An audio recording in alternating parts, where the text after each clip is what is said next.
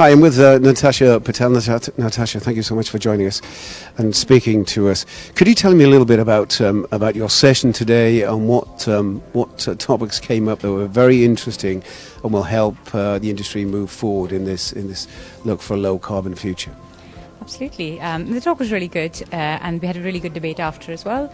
I was specifically covering the options for low carbon transport in the light duty vehicle segment, which is predominantly cars and vans. Mm-hmm. And our view would be that that is going to be predominantly electric vehicles. It's because of the support that the government has given it, the amount of investment that the industry has put into developing a solution at scale for electric vehicles that are ready for consumers and light commercial vehicles today.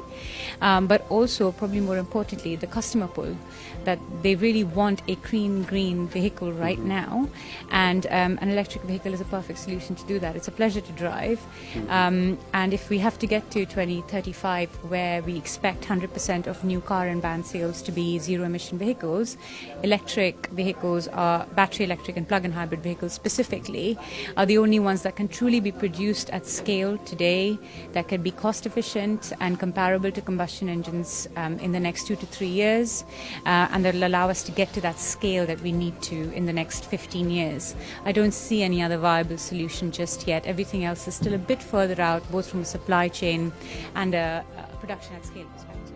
And how do we make that transition as far as the consumer is concerned, the cost element the consumer has? We're very close.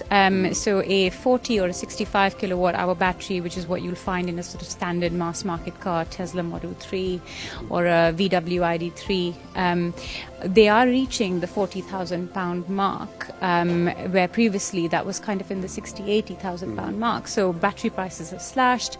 With OEMs producing these cars at scale means that the production has also become more cost efficient, and we're getting a lot close to total cost of ownership and purchase price parity.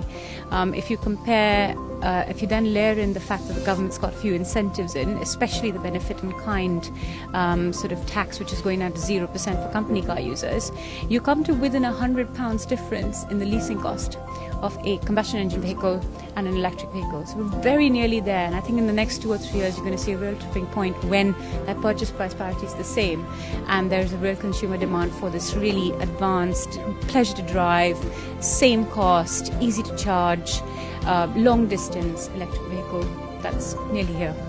Natasha, thank you ever so much, and thank you for your optimism. It's wonderful to hear. I appreciate you spending your time this afternoon. Thanks.